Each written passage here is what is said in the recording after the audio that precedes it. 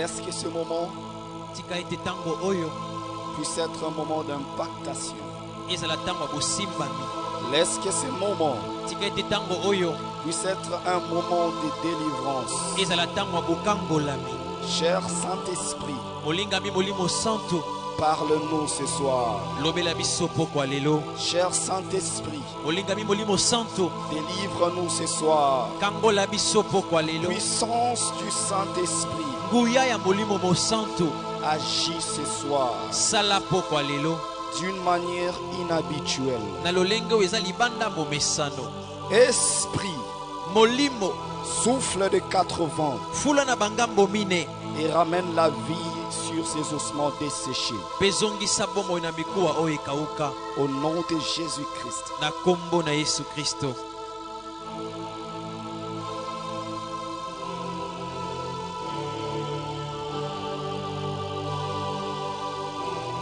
Et nous disons tous ensemble, gloire au Seigneur. Gloire au Seigneur. Encore une fois, si tu crois que Dieu va agir encore ce soir, dis avec moi, gloire au Seigneur. Gloire au Seigneur. Si tu crois que ce soir est une soirée de délivrance, dis encore une fois, gloire au Seigneur. Gloire au Seigneur. Si tu crois que ta vie va changer encore une fois ce soir, dis avec moi, gloire au Seigneur. Gloire au Seigneur. Est-ce que nous pouvons acclamer pour la présence de Dieu?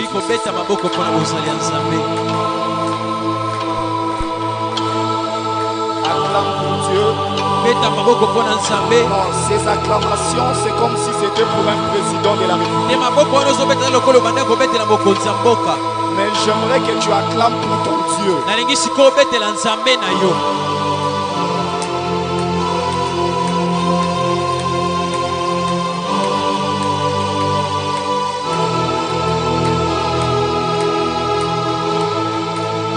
Pendant que tu acclames, je prie que ce que tu n'avais pas, ce soir que tu puisses le recevoir. Pendant que tu acclames, je prie au nom de Jésus que le Philistin de ta vie, que le Philistin de ta famille vont tomber ce soir. Tes acclamations sont comme des armes qui sont en train de tuer les Philistins. J'aimerais que tu acclames.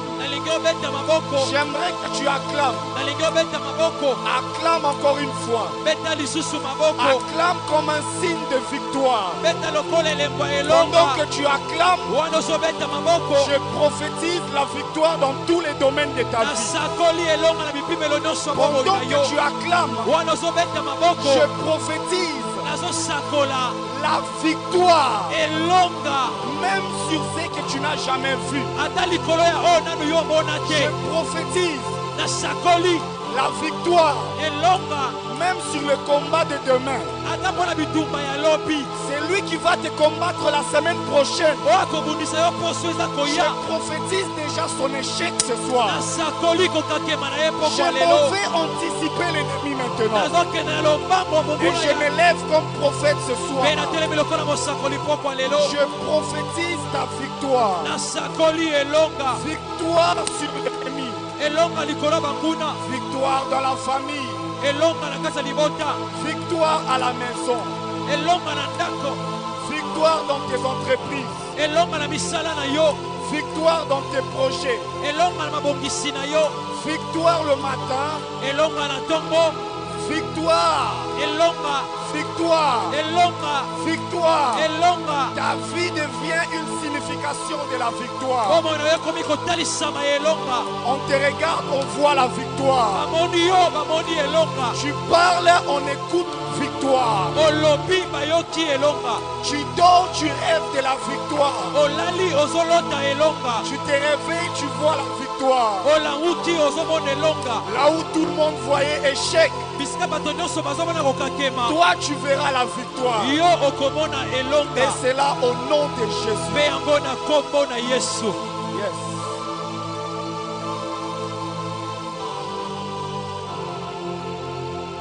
Amen.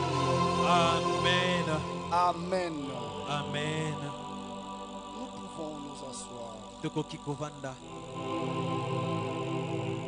Nous allons lire rapidement dans le livre des Juges. Tokotanga na lumbango na mokanda basambisi. Juges chapitre 6 verset 2 à 6. Mokanda bazuzi mokapwa motoba talatala liboso kino motoba. Et nous allons lire aussi le verset 17 à 20. Pe tokotanga pe talatala ya zomi na sambo kino tukumi bale. Juges 6 Mokanda bazuzi mokapwa motoba 2 à 6. talatala ya mibale kino ya motoba. Je vais lire rapidement en français. La main des Madian fut puissante contre Israël. Pour échapper à Madian, les enfants d'Israël se retiraient dans les ravins des montagnes, dans les cavernes et sur les rochers fortifiés. Quand Israël avait sémé, Madian montait avec Amalek et les fils de l'Orient, et il marchait contre lui. Il campait en face de lui, détruisait les productions du pays jusque vers Gaza, et ne laissait en Israël ni vivre, ni brebis, ni bœuf, ni âne, car ils montaient avec leurs troupeaux et leurs tentes, et ils arrivaient comme une multitude de sauterelles. Ils étaient innombrables, eux et leurs chameaux. Ils venaient dans le pays pour les ravager. Israël fut très malheureux à cause des Madians, et les enfants d'Israël crièrent à l'Éternel.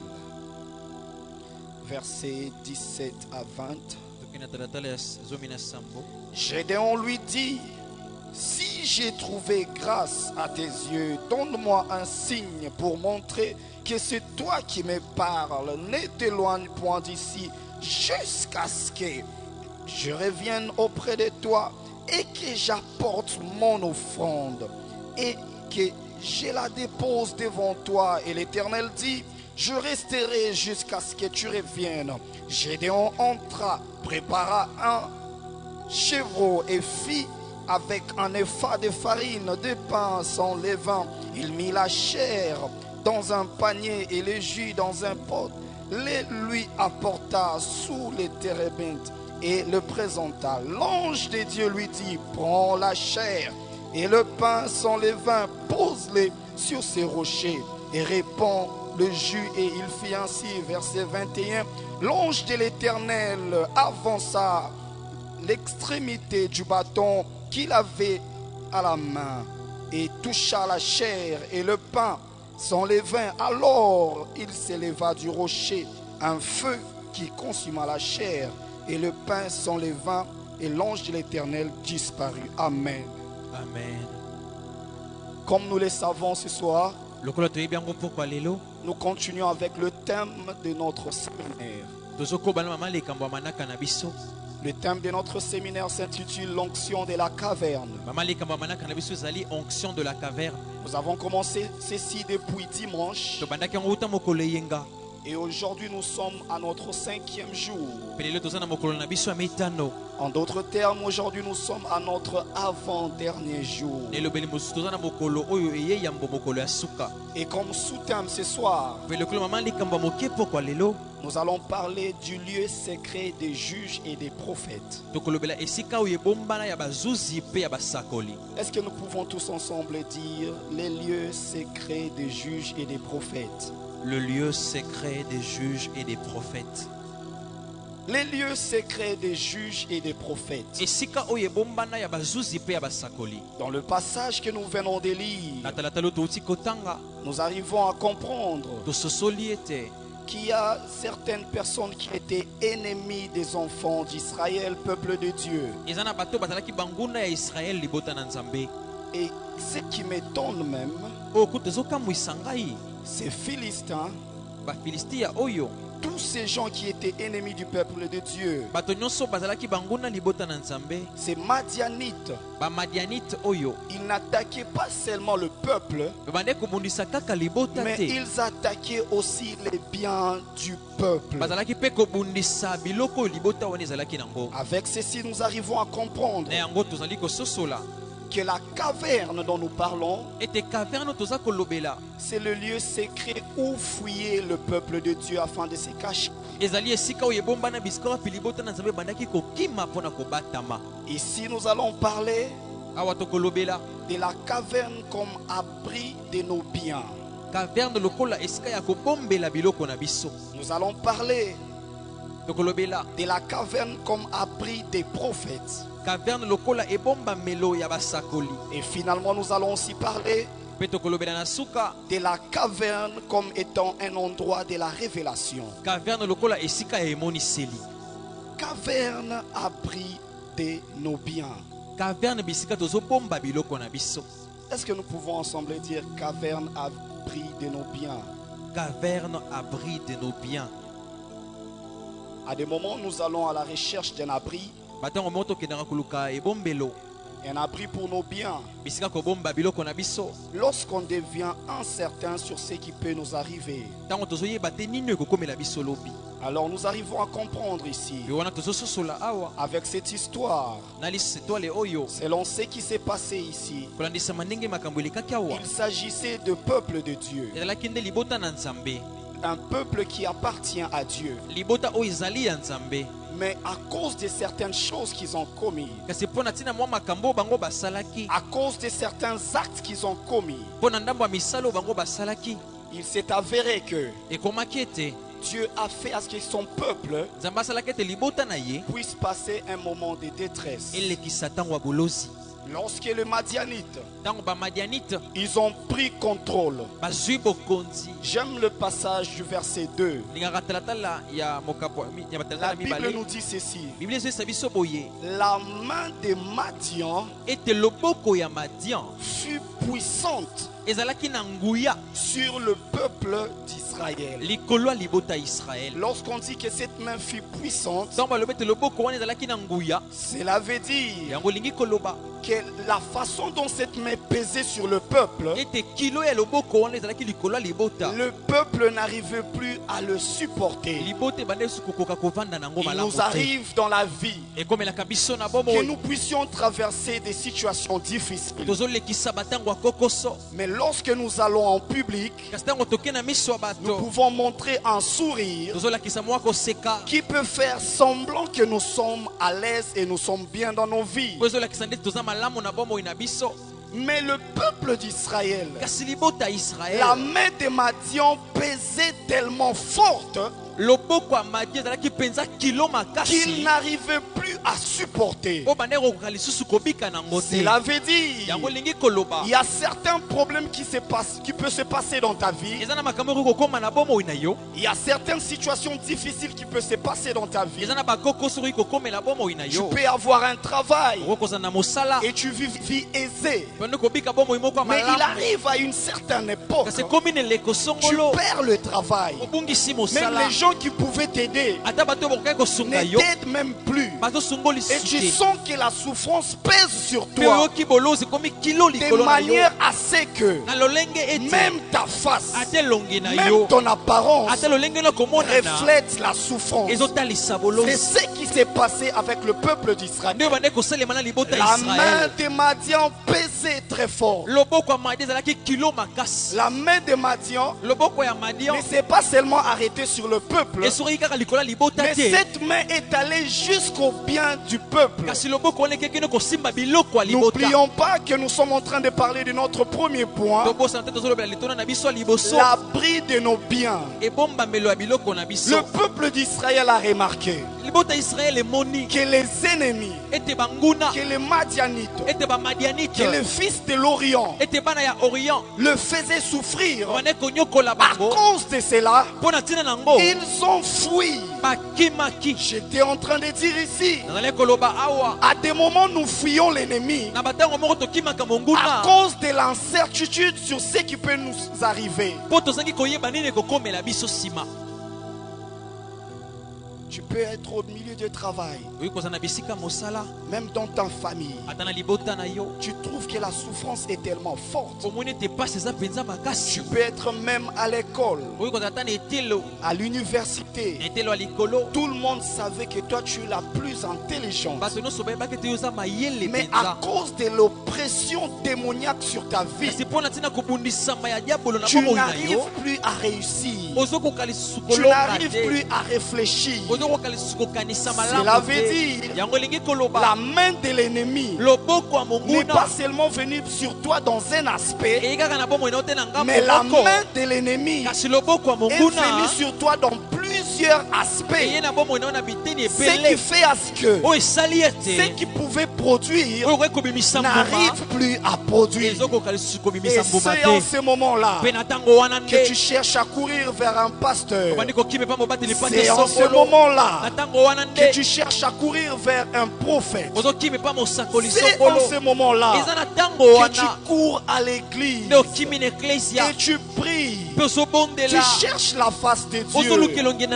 J'aimerais que nous puissions savoir ceci. L'église, la caverne, la présence de Dieu est le meilleur endroit où tu peux te retrouver lorsque tu as un problème. L'abri de nos biens. La plupart d'entre nous, lorsque nous sommes aisés financièrement, lorsque tout avance même dans les études, lorsque tout avance dans notre foyer, nous oublions Dieu. J'aimerais que nous puissions savoir ceci. Dieu n'est pas un Dieu seulement d'un peuple en détresse, mais notre Dieu, il est un Dieu même lorsque tout va bien. N'utilisons pas Dieu comme un endroit seulement lorsque nous souffrons. Le peuple d'Israël, ils étaient dans la souffrance. Il est même écrit, les Madianites, à chaque fois le peuple d'Israël plantait, il venait ravager. Qu'est-ce que cela veut dire dans notre vie aujourd'hui? Il t'arrive que tu travailles. Il arrive que tu réfléchisses. Il arrive que tu investisses. Mais tout ce que tu fais, c'est comme si rien ne se passe. Tu reçois un salaire chaque fois à la fin du mois. Mais une fois que tu as ton salaire, il y a des problèmes qui viennent de part et d'autre. Après avoir mis des solutions à tes problèmes, tu te retrouves avec zéro et tu te retrouves encore sur le point de départ. C'est ce qui traversait les enfants d'Israël. Ils pouvaient avoir un bien, ils pouvaient avoir des richesses, mais lorsqu'ils devaient se réjouir de leur bien, les Madianites venaient ravager cela. J'aimerais te dire ce soir, notre Dieu est cette caverne là où tu dois fuir quand les Madianites de ta vie s'élèvent. La main était tellement puissante que le peuple n'arrivait plus à respirer. Pose-toi une question ce soir. Qu'est-ce qui ne marche pas dans ta vie? Ici, le peuple d'Israël, leur histoire ne veut pas dire qu'il manquait de quoi à manger, qu'il manquait de biens. Non. Ils savaient ce qu'ils savaient. Tu as une parcelle. Tu as une entreprise. Tu as des projets. Tu as des business. Mais tu ne te réjouis jamais de tes business. Quand tu as une somme d'argent et que tu veux le mettre même en banque, tu te retrouves même que dans ta banque on a volé de l'argent. Comment cela s'est-il passé? Tu ne comprends pas. Et c'est là que tu dois comprendre que les Madianites sont dans ta vie. Tu peux t'acheter des beaux habits, mais une fois que tu veux bien le mettre sur toi, tu ne sais pas, mystiquement tes habits disparaissent. J'aimerais que tu saches aujourd'hui que les Madianites sont comme ces sorciers dans nos familles. Ces Madianites sont comme ces gens qui viennent toujours prendre de l'avantage sur nous. Et j'ai une bonne nouvelle sur toi. J'ai une bonne nouvelle pour toi aujourd'hui. Même si les Madianites sont présents, même si les fils de l'Orient sont présents, même si les sorciers bloquent tes biens, Dieu est là. Dis avec moi, Dieu est là. Dieu est là. Dis encore une fois, Dieu est là. Dieu est là. Encore une fois, Dieu est là. Dieu est là. L'incertitude crée la peur. Pendant que tu fuis, tu ne sais où aller. Et tu te retrouves que je dois aller dans la caverne. Tu ne sais quoi faire. C'est ça l'incertitude. Tu n'arrives plus à prier. Tu ne sais plus comment prier pour tes finances. Et c'est là, c'est la peur qui fait à ce que tu oublies comment même prier. La main était trop puissante sur eux. Cela veut dire que le peuple était devenu impuissant. L'impuissance est l'un des éléments qui fait à ce qu'on fuit. C'est lui qui s'élève contre nous. Combien de fois tu as bloqué les gens dans ton téléphone juste parce que tu sais que cette personne est sorcière? Combien de fois tu ne veux même plus parler à certains membres de famille parce qu'on t'a prophétisé que c'est celui-là qui bloque ta vie? Combien de fois tu t'es éloigné de certains amis juste parce que tu sais que c'est cette personne qui combat tes finances? J'aimerais te dire une parole. J'aimerais que tu saches ceci. Les enfants d'Israël aussi ont traversé ce que toi tu traverses. Mais la clé de leur réussite, c'était la caverne. Et la caverne, c'est la présence de Dieu. La présence de Dieu, c'est quelque chose qui change des situations difficiles. La présence de Dieu change l'impossibilité en possibilité. Les enfants d'Israël ont crié vers l'Éternel. C'est comme toi ce soir. Ça ne marche pas. Tes productions, tes salaires, tout ce que tu as fait comme étude, tu ne te réjouis pas de cela. Ce soir, tu vas faire une chose. Comme le peuple d'Israël, tu vas crier vers l'Éternel. Et je te dis ce soir, l'Éternel, ses oreilles ne sont point bouchées. L'Éternel, ses yeux ne sont pas fermés devant la souffrance de son peuple. On a bloqué tes finances. On a bloqué tes biens. Et après un temps, tu remarques que même toi-même, on t'a bloqué. Vous savez, on peut bloquer même ton salaire. On peut bloquer même ce que tu as reproduit. Mais lorsqu'on bloque même ta façon de réussir, cela veut dire tu ne peux même plus rien faire de ta vie. C'est ce qui s'est passé avec le peuple d'Israël. Quand on a bloqué leurs refuges, on a bloqué leurs personnes, on a bloqué leur peuple, ils ont couru vers la caverne. Cela veut dire le peuple d'Israël alla vers la caverne pour deux raisons: pour leurs biens, pour eux-mêmes. Abri de prophètes. Nous allons lire dans 1 Roi 18, 3, 4. 1 Roi 18, chapitre 1 Roi chapitre 18, versets 3 à 4.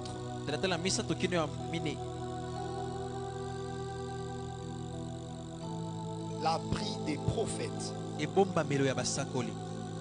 1 Roi chapitre 18, 3 à 4.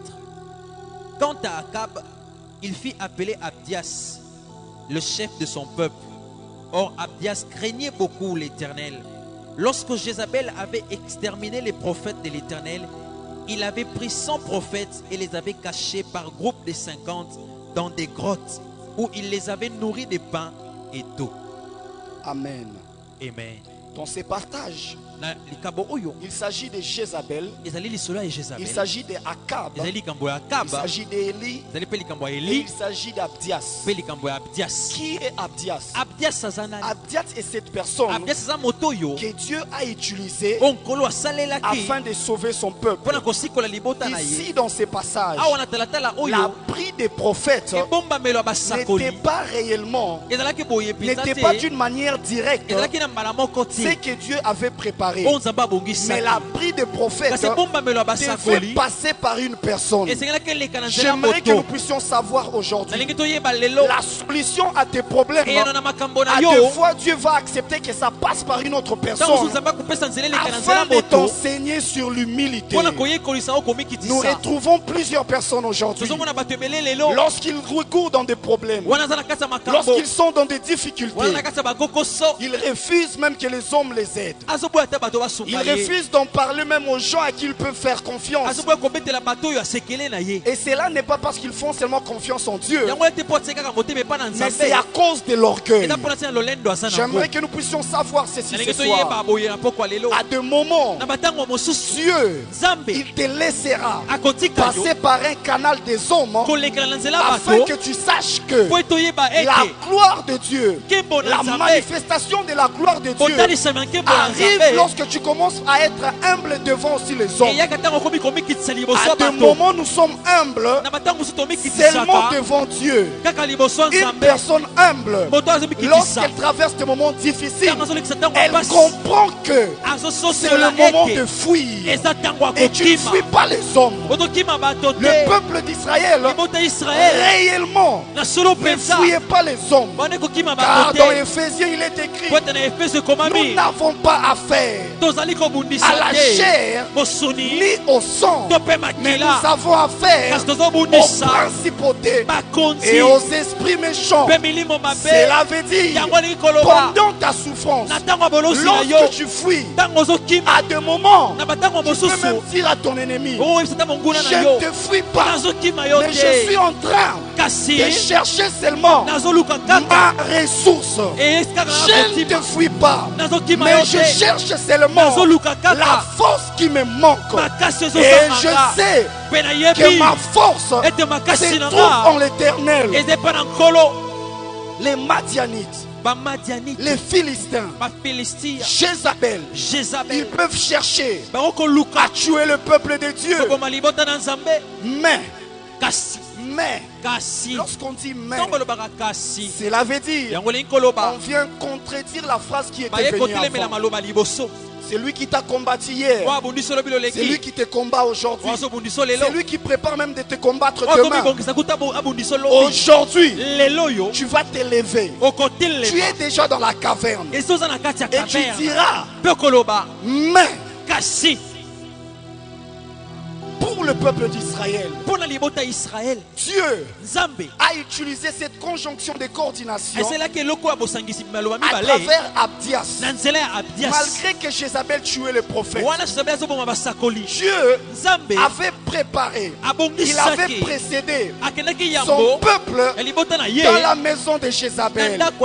J'aimerais que tu saches une chose: malgré ta souffrance, malgré ta détresse, malgré que rien ne marche, sache que Dieu t'avait déjà précédé. Sache que Dieu t'a déjà précédé dans la souffrance. Le peuple d'Israël pensait que c'est fini. Le peuple d'Israël pensait que ça ne va plus marcher. Mais Dieu, il avait déjà précédé. Qu'est-ce que tu fais lorsque tu souffres? Qu'est-ce que tu fais lorsque tu fuis Jézabel? Qu'est-ce que tu fais lorsque tu es en oppression? Est-ce que tu fuis simplement? Ou bien tu commences d'abord par contredire ce que l'ennemi dit sur ta vie? Les secrets des grands leaders est que lorsqu'ils se retrouvent dans des situations difficiles, ils commencent par exercer la puissance de la parole. Les secrets des grands leaders est que lorsqu'ils se retrouvent dans des situations compliquées, ils commencent par utiliser la loi de l'image. C'est quoi la loi de l'image? Dans la loi de l'image, c'est que tu conçois dans tes pensées, c'est ce qui t'arrive malgré ta souffrance, malgré ta sécheresse, malgré les Madianites, malgré Akab, malgré Jézabel. Aujourd'hui tu vas t'élever, tu vas créer une vie, tu vas créer une image à toi, tu vas créer ce que tu veux pour toi dans tes pensées, et cela s'accomplira. Dieu dit dans sa parole, l'Éternel exauce à nos prières au-delà de ce que nous demandons ou pensons. Le peuple d'Israël cria vers l'Éternel. Ils ont demandé. Mais quand ils criaient, ils voyaient déjà la réussite. Gédéon, dans le verset 17, il a dit ceci: si c'est réellement toi, attends-moi ici que je pose mon sacrifice. Le secret de l'onction de la caverne, c'est que même si les Madianites sont là, même si les Philistins sont là, toi tu t'élèveras, tu diras que Seigneur, malgré les ennemis, malgré la souffrance, cette fois-ci je louerai l'Éternel. Le fait de louer l'Éternel, cela veut dire tu poses une offrande avant l'accomplissement.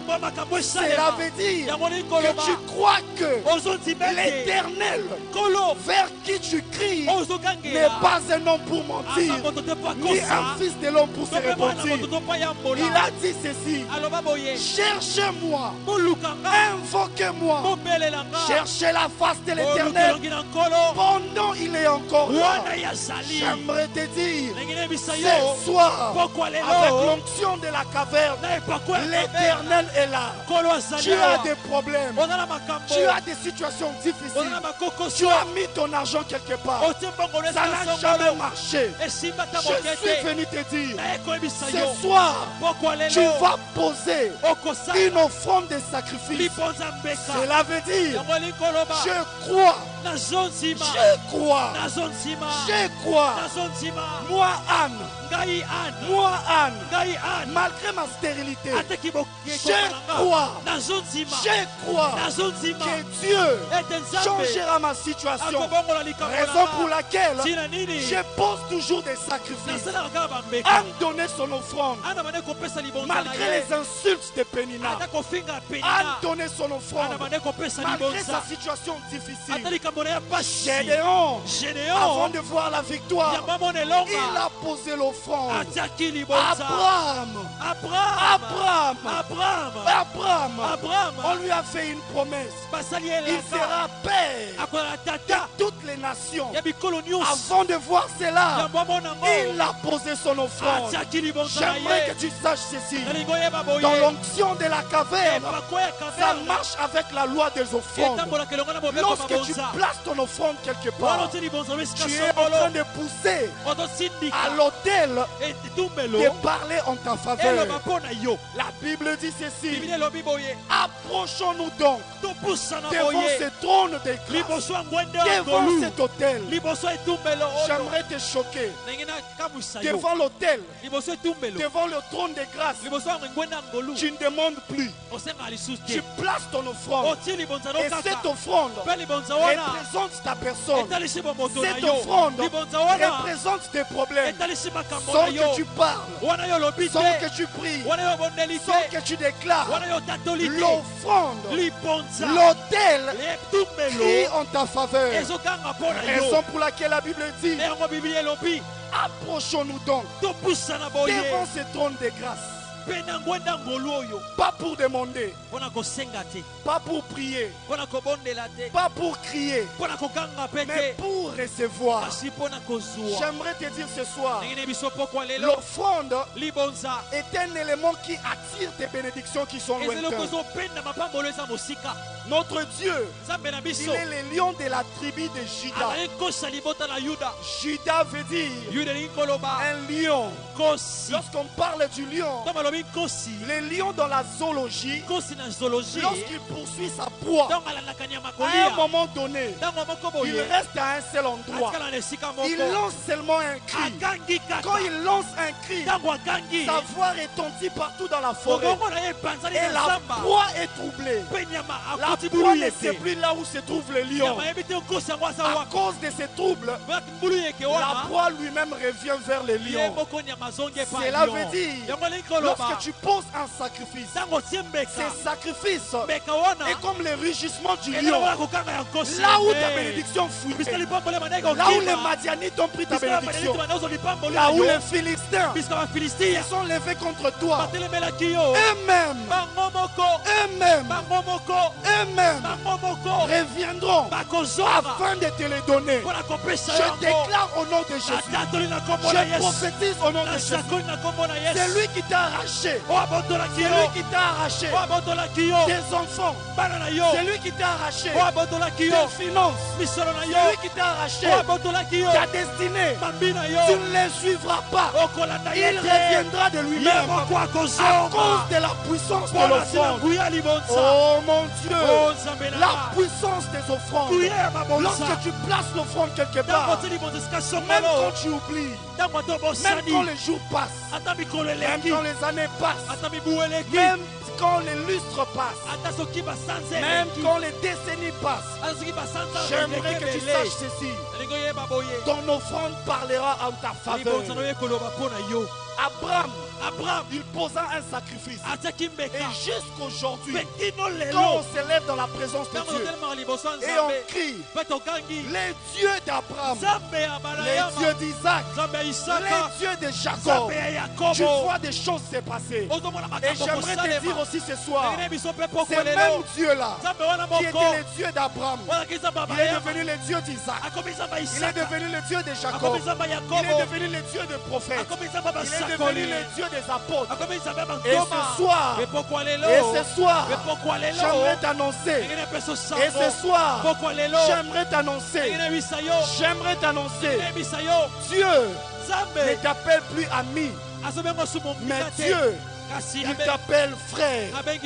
Quand un frère souffre, on n'a pas besoin qu'il nous appelle. Juste à cause du lien du sang. Même s'il est dans des problèmes, même si on ne l'aime plus, même si on les déteste, mais à cause du lien de sang, il y a quelque chose qui se passe dans ton intérieur. Et tu dis que même sans qu'il sache, je vais quand même l'aider. J'aimerais que tu saches ceci.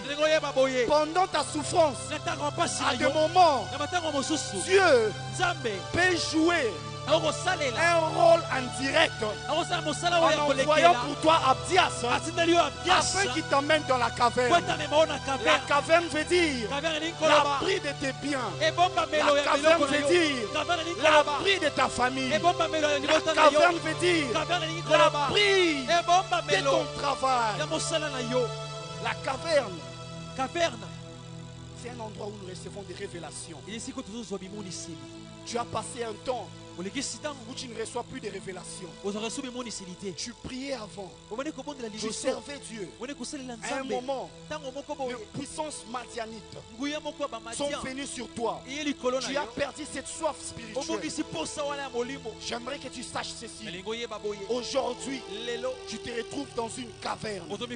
C'est dans la caverne que Dieu va te révéler le vrai toi. À cause des combats, À cause de la souffrance, tu as commencé à oublier tes potentialités. Je me lève comme prophète ce soir pour te dire, dans la caverne, tu vas recevoir la révélation de tes potentialités. Il arrive des moments que tu cherches du travail. Tu pars à gauche, tu pars à droite. Rien n'est réussi. À des moments, ce n'est pas parce que les démons sont là, mais à des moments, c'est parce qu'il te manque la révélation de là où tu dois aller. Où se trouve ta bénédiction? Aujourd'hui, tu ne vas pas demander à Dieu, Seigneur, donne-moi la bénédiction. Non, tu vas dire ceci à Dieu.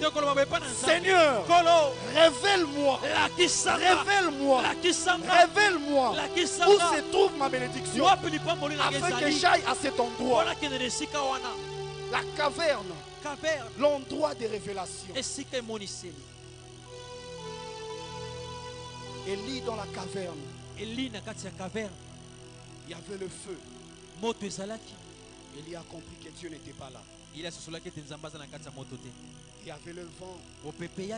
Il a vu que Dieu n'était pas là. Mais avec un léger silence, Élie a pu découvrir une autre manifestation de la gloire de Dieu.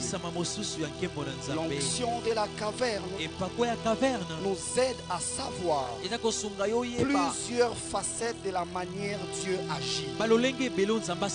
Bien sûr, tu as des problèmes. Bien sûr que ça ne marche pas. Mais j'aimerais te dire, aujourd'hui, Dieu va te révéler une autre facette de lui. À Abraham, Dieu s'est révélé comme elle girait dans les lieux secrets, la caverne. À Moïse, Dieu s'est révélé comme le kabod, la gloire dans la montagne.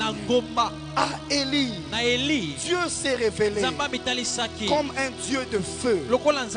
Il a fait descendre le feu ardent. À plusieurs prophètes, Dieu s'est révélé de plusieurs manières. J'aimerais te dire ce soir que ce soir, Dieu va se révéler à toi d'une manière particulière. Lorsque tu cries Dieu, tu l'appelles d'une manière générale. Mais ce soir, si tu as un combat, tu vas appeler El Shaddai, les dieux tout-puissants, les dieux puissants dans le combat, devant qui rien ne peut résister. Si tu as des problèmes, comme le peuple d'Israël, la main des Madianites pèse sur toi. Tu ne vas pas crier Dieu, mais tu vas crier El Gadol. El Gadol, ce qui veut dire un Dieu qui pèse. Lorsqu'il vient, même si Madian pèse, il vient et il brise Madian. El Gadol, les dieux qui pèsent. Lorsque tu vis des problèmes difficiles, parce que ça semble que ça ne peut plus marcher, tu as le joug sur ton cou. Dieu se manifeste comme un Dieu qui pèse afin de briser ce qui est en train de t'arrêter. Je déclare au nom de Jésus, je prophétise au nom de Jésus, tu aies une révélation de la gloire de Dieu d'une manière propre à ta vie. Dans la caverne, nous pouvons tous être à un même endroit, mais nous ne recevrons pas la même chose. Toi, tu as reçu 6 000. Moi, je recevrai 6 millions. Toi, tu as reçu un enfant. Moi, je recevrai des jumeaux. Toi, tu as reçu un travail. Moi, je créerai des travails. Toi, tu as reçu un mariage. Moi, je bénirai des mariages. Toi, tu as reçu un diplôme. Moi, je bâtirai une université. Toujours dans la même caverne. Toujours dans la même caverne. Il y avait des guerriers. Il y avait des chefs de famille. Il y avait des prêtres. il y avait des prophètes, il y avait des sacrificateurs. Cela veut dire, dans la même caverne, il y a plusieurs types d'onctions. Tu as une onction qui t'amène à deux. Mais moi je sais que notre Dieu est une source intarissable. S'il t'a donné deux, à mon tour, il va m'emmener dans une dimension innombrable. Dieu dit à Abraham, je te bénirai d'une manière que ta postérité sera comme les grains de sable. Cela veut dire, quand Dieu décide de te bénir dans la caverne, aucun humain n'a la capacité de compter tes bénédictions. Je déclare au nom de Jésus, je prophétise sur ta vie que ce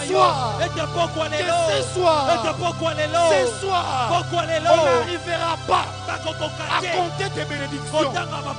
On se réveille le matin, tu as témoigné. Et les Madianites disent, on va encore t'attaquer. Pendant qu'ils sont en train de parler, tu témoignes encore.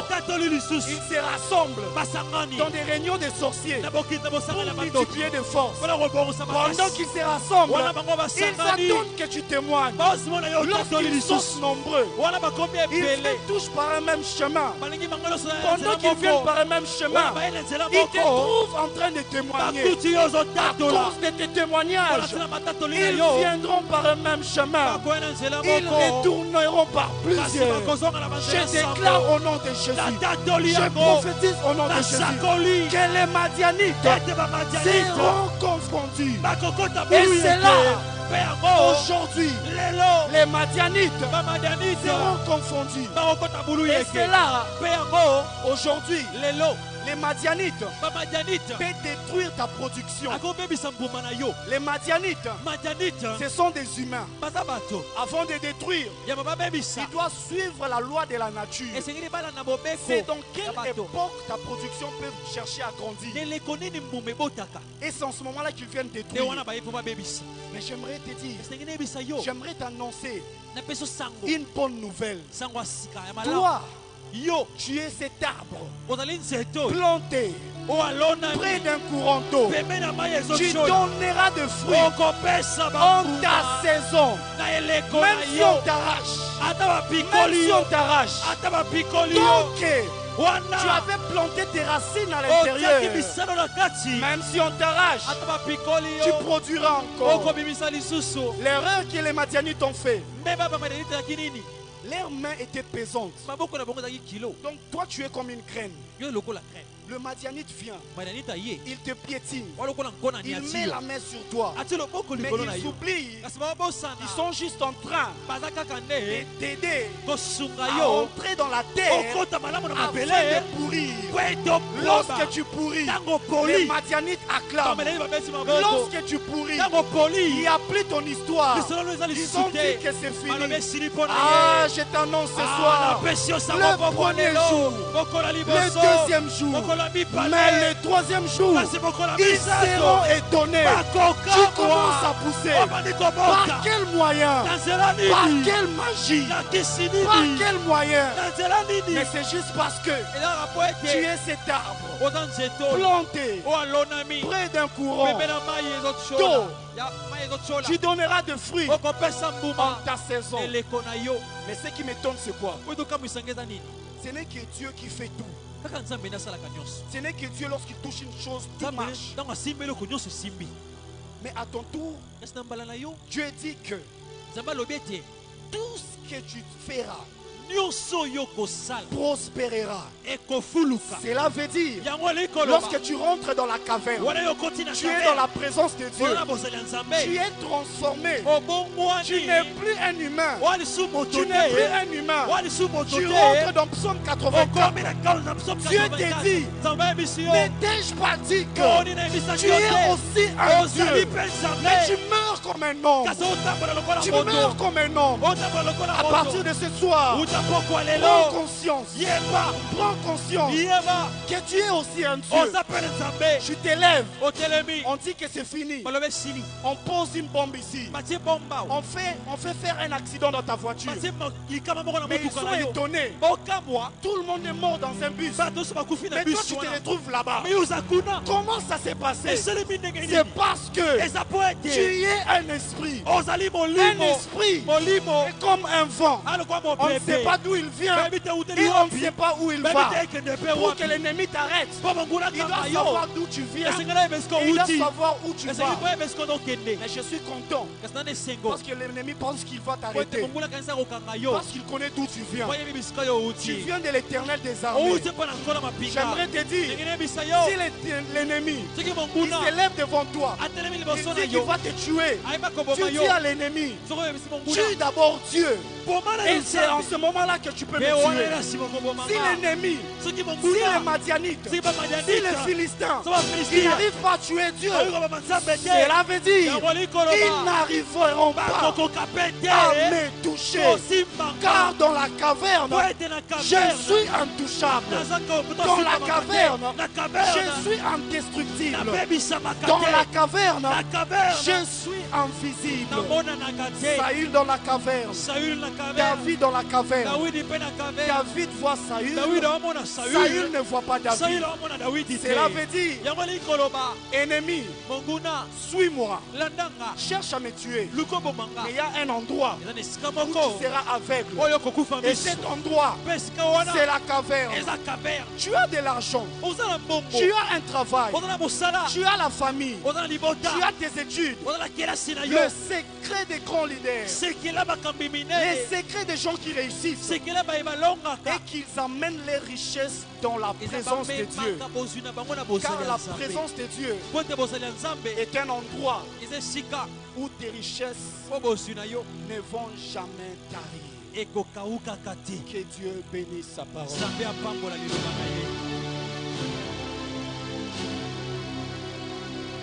Acclame pour Dieu, acclame. Acclame pour la présence de Dieu. Acclame.